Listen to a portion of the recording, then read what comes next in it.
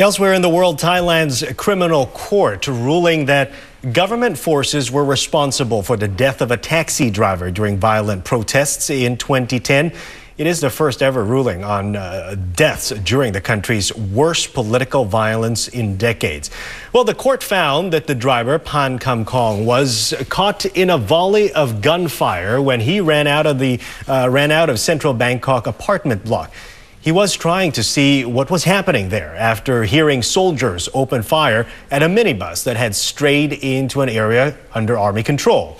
His wife had told the court that he never even attended the protests.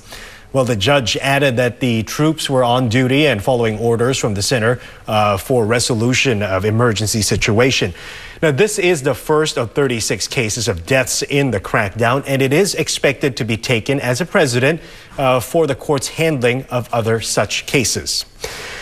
Now, separately, an independent fact-finding panel in Thailand released its final report on the political unrest. The long-anticipated report by the Truth and Reconciliation Commission of Thailand did not clearly identify the individuals who are to blame, but it did confirm that an armed group known as Men in Black were linked to the so-called red shirt protesters, many of whom are supporters of former Prime Minister Thaksin Shinawatra. ในจำนวน 92 คนนั้นมีข้อมูลหลักฐานว่าเสียชีวิตจากการโจมตีของคนชุดดำ 9 คนครับเป็นเจ้าหน้าที่ทหาร 6 คนเจ้าที่ตำรวจ 2 คนและกลุ่มคนรักสีลม 1 คนจำนวนมากนะครับประชาชนจำนวนมากเสียชีวิตนะครับจากกระสุนที่ยิงมาจากทิศทางที่เจ้าหน้าที่ปฏิบัติงานอยู่นะครับ Joining us now from Bangkok, someone we haven't seen on Primetime Asia in a long time, Dr. Pavin Chachapanpongpon, Associate Professor at Kyoto University. Thanks for joining us, Dr. Pavin. How significant is this ruling by Thailand's criminal court? I think even though this is such a small step in terms of finding truth regarding what happened during May 2010 crackdown, but I think this is a very significant sign that at least the Thai court has come up with this verdict, which point that the Thai authority could be held responsible for what happened. So I think to me this is such a big step, for a long period of investigation for almost over 2 years. Okay, how do you think the people in Thailand will receive this court ruling, especially the red shirts? I think there would be some kind of a mini celebration among the red shirt throughout the crackdown in 2010. And believe it or not, tomorrow we will mark the 6th anniversary of military coup of 2006. I think the red shirt consider themselves to be the victim of the whole political game, that it had been unfair toward them. So that's why the verdict today by the criminal court kind of opened up a door for the red shirt to feel a little bit more comfortable, to feel that at least there would be some kind of justice returning to them.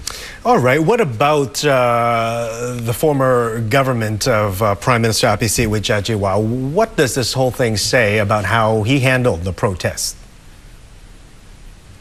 Okay, there's 2 points here. The first one is that it seemed to be quite clear that the court indicated that the Thai authority must be held responsible for the death of a taxi driver, which means that somehow the military we have to take responsibility.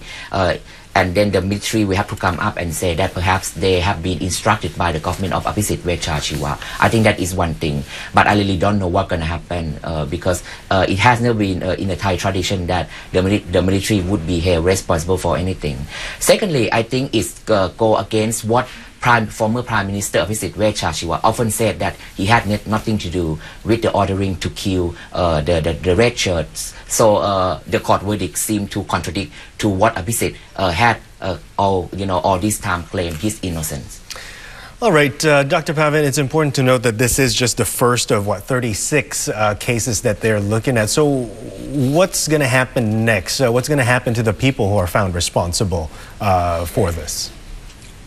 We have to have hope, when we want to look for justice and also truth.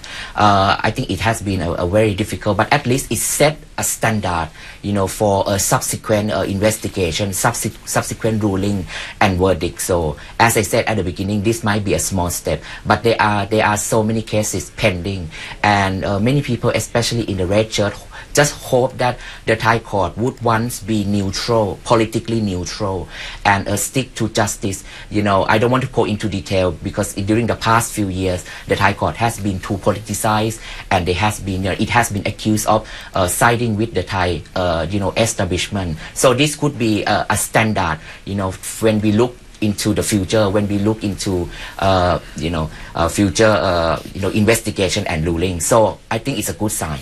All right. Speaking of that, how will this impact the national reconciliation process? I think that would be very interesting. If this is going to be a very transparent reconciliation process, again, I think this is we are moving into a right step. I think this has been a very the verdict today is very positive. But I'm not sure whether we have to expect some kind of reaction from the old establishment and also the army, whether they would accept what the court has been saying this morning. It's going to be a long political game, and when it comes to find the culprit behind the killing of the Thai red shirt, the protester in 2010, I think this is a long and difficult and painful process. I don't think it's gonna come to an end anytime soon. Still a long way to go. Thank you very much, Dr. Pavin. Dr. Pavin Chachavan Pongpon, Associate Professor at Kyoto University, joining us from our Bangkok studios.